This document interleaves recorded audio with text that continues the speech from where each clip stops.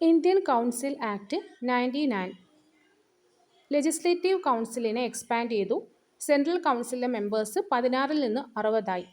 Enhanced deliberative functions. Members allowed supplementary questions and subject resolutions. ഉപചോദ്യങ്ങൾ ചോദിക്കാനുള്ള അവകാശം കിട്ടി. ബജറ്റിന് റെസൊല്യൂഷൻ അവതരിപ്പിക്കാനും കഴിഞ്ഞു. Communal representation for Muslims. Separate electoral മുസ്ലിംസിന് വേണ്ടി കൊണ്ടുവന്നു. Official majority retained. Central council maintained official majority. Inclusion of Indians in executive council. Executive കൗൺസിലിലേക്ക് ലോ മെമ്പറായിട്ട് അപ്പോയിൻറ്റ് ചെയ്ത ഇന്ത്യക്കാരനാണ് Satyendra Prasad Sinha. Representation, separate representation for other groups, for corporation ചാമ്പേഴ്സിലും യൂണിവേഴ്സിറ്റീസിലുമെല്ലാം. Indian council act 99 Minto Morley ഭരണപരിഷ്കാരങ്ങൾ എന്നാണ് അറിയപ്പെടുന്നത്. Government of India act 1919 division of subject into reserved and transferred list. Control central ഗവൺമെൻറ്റിനാണ്, എന്നാൽ അതിൻ്റെ റിയൽ കൺട്രോൾ ഇരിക്കുന്നത് ബ്രിട്ടീഷ് ഗവൺമെൻറ്റിൻ്റെ കയ്യിലായിരുന്നു. More Indians added to council but with limited powers. ഇന്ത്യക്കാരുടെ എണ്ണം കൂട്ടിയെങ്കിലും പവർ ഇല്ലായിരുന്നു. Included Indians but British still held real authority. Governors veto powers remained strong. ഗവർണേഴ്സിന് വളരെ സ്ട്രോങ് ആയിട്ടുള്ള വീറ്റോ പവേഴ്സ് ഉണ്ടായിരുന്നു. അതുകൊണ്ട് തന്നെ ഡിസിഷൻസ് എടുക്കാൻ വേണ്ടിയിട്ട് ഇന്ത്യക്കാർക്ക് കഴിഞ്ഞിരുന്നില്ല.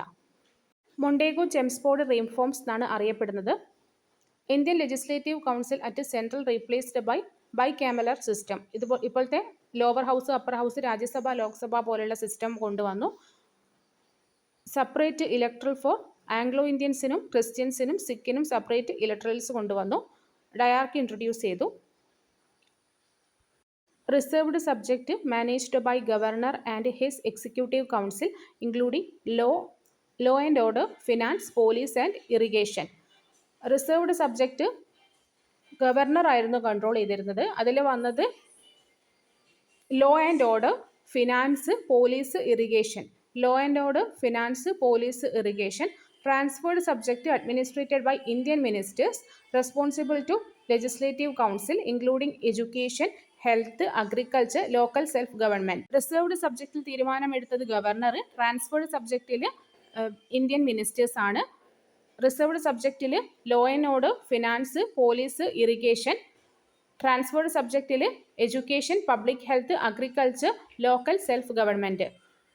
Government of India act 1935 legislative പവേഴ്സിന് federal list, provincial list, concurrent list എന്നിങ്ങനെ മൂന്നായി തിരിച്ചു. എസ്.സിസിനും വുമൺസിനും ലേബേഴ്സിനും വേണ്ടി സെപ്പറേറ്റ് ഇലക്ടറേഴ്സ് കൊണ്ടുവന്നു. Abolished council of India. Residual powers ഇപ്പോഴും വൈസ്രോയുടെ കയ്യിൽ തന്നെയാണ്.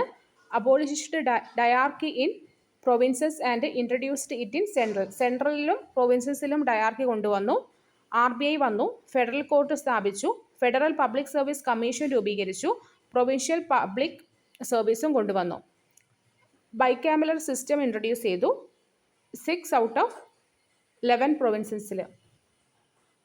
The Indian independence act 1947 introduced parliament in July 4, 1947. July 4, 1947 നാട്ടുരാജ്യങ്ങൾക്ക് ഇന്ത്യയോടൊപ്പം നിൽക്കണോ അല്ല പാകിസ്ഥാൻ്റെ കൂടെ നിൽക്കണോ എന്ന് തീരുമാനിക്കാനുള്ള അവസരവും ഇന്ത്യൻ ഇൻഡിപെൻഡൻസ് ആക്ട് 1947 കൊടുത്തു.